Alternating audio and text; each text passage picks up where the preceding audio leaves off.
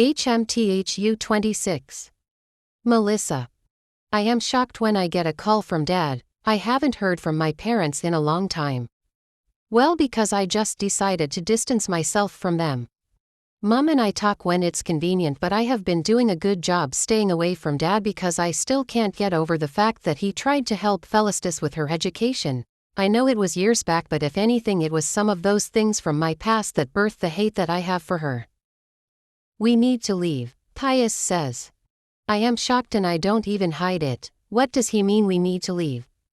I didn't tell him where I was going and I thought he was just getting ready to go out and not with me. Your dad called me too. He said we had to go together. I raise an eyebrow. I feel offended that he didn't tell me this earlier and I have to hear it from him. I didn't know that he called you too. Well, you have heard, he responds. Pius is one person who has always had a clean attitude, but the past few weeks it has been shitty. I am starting to wonder if there is something that is going on with him that he doesn't want to tell me about. We use his car to drive to Dad's. I have a very bad feeling about all this, but I can't start opening up to Pius.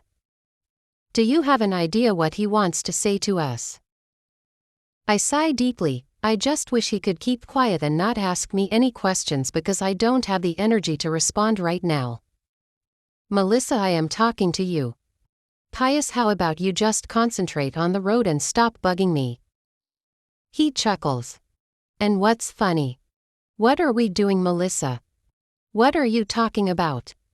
Really, why are we still pretending like we are good for one another when clearly this marriage is a facade?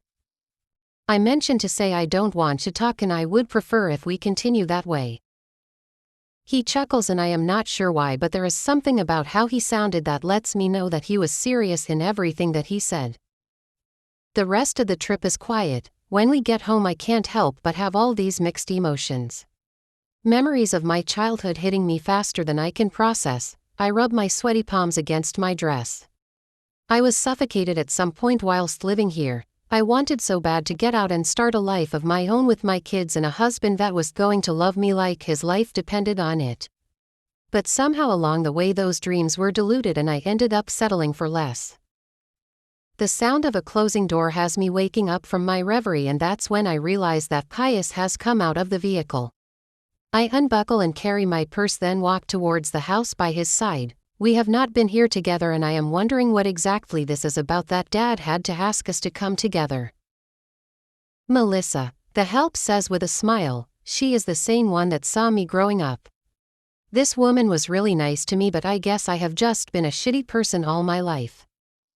Hey Auntie, I respond, smiling back at her. It's good to see you after a long time. Stop being scarce, child.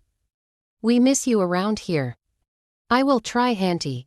I see you are taking care of my niece, she says to Pius, and he smiles. Anyone that looks at us from afar might think we are the best thing paired together.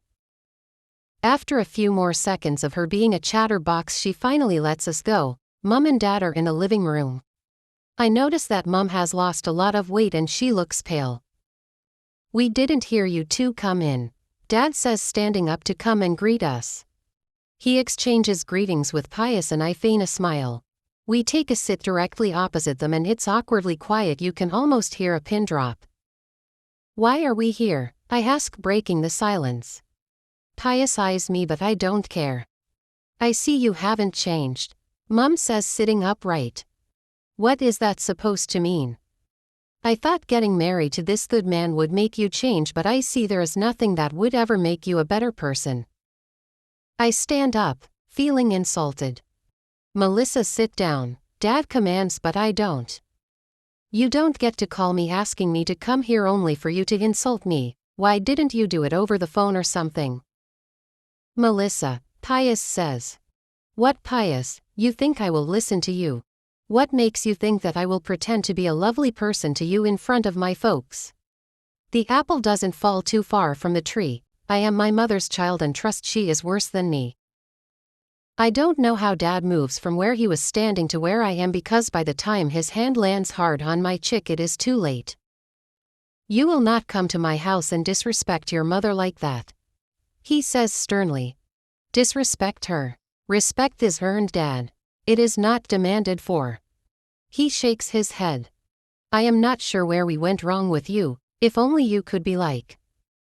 He pauses and doesn't finish his sentence. If only I could be like Felicitas Wright, I ask, looking him in the eye. Melissa, Mum says. I chuckle, holding on to where Dad hit me. You honestly think I don't know that the two of you have been secretly wishing she was your daughter and not me? Do you know how hard it was to have to be in a secret competition with her even when she didn't know it? My tears are bitterly falling now. Quench's girl Winnie woman bowing medium dark skin tone.